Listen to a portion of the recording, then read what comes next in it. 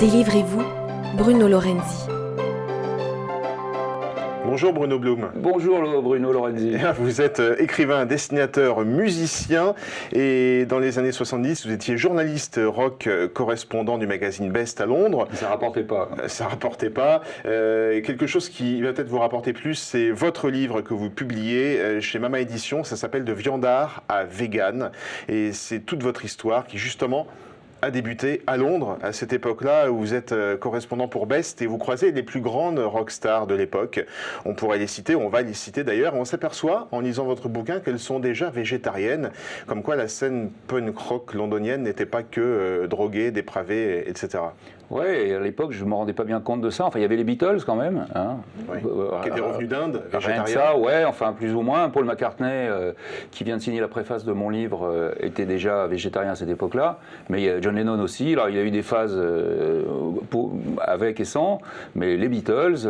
Et puis aussi, j'ai des gens que j'ai très bien connus, comme le chanteur du Clash, Joe Strummer, qui était végétarien. Il y avait les grandes stars que j'adorais, comme Bob Marley ou Peter Tosh, qui sont des gens que j'ai rencontrés.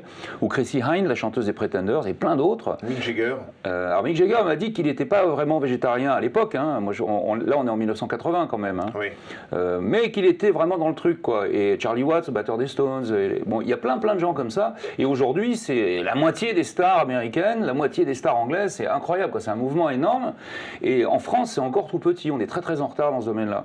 Mais à l'époque, j'ai pris conscience de ça. Et c'est c'est la chanteuse des Pretenders qui m'a pris la tête un jour. Et je suis tombé sur un chili con carne dégueulasse et je me suis dit, elle a raison, j'arrête. Et voilà. Et puis ça fait quand même depuis 1980.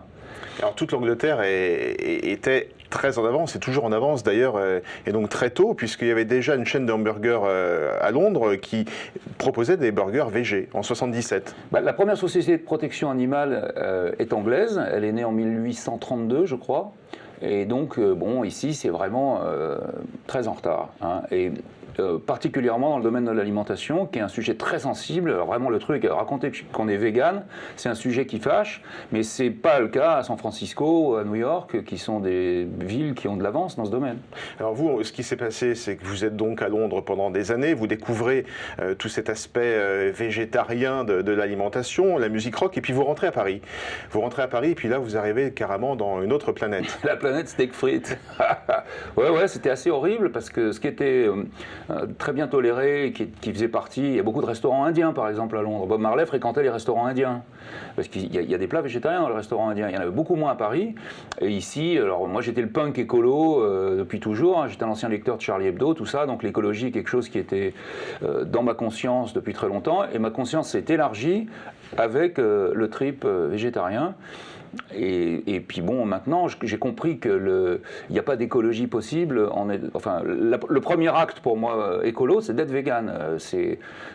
Tous les problèmes sont, enfin beaucoup de problèmes sont liés à ça, et c'est une façon très simple de régler beaucoup de problèmes qui sont liés à l'écologie, et puis bien sûr à l'éthique.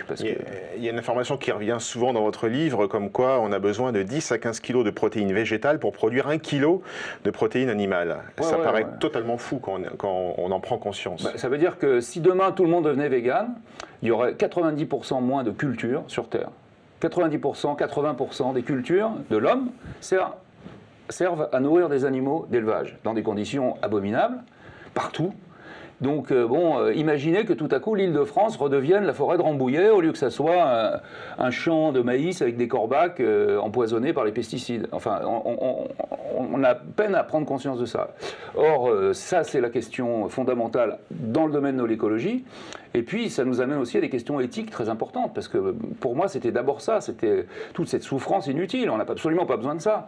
Moi j'ai découvert, après avoir été végétarien longtemps, que déjà depuis plusieurs années, hein, que j'étais une constitution frugivore. Tous les primates bouffent des bananes, on n'est pas du tout fait pour manger des steaks frites. Et c'est une notion qui semble choquante à des tas de gens.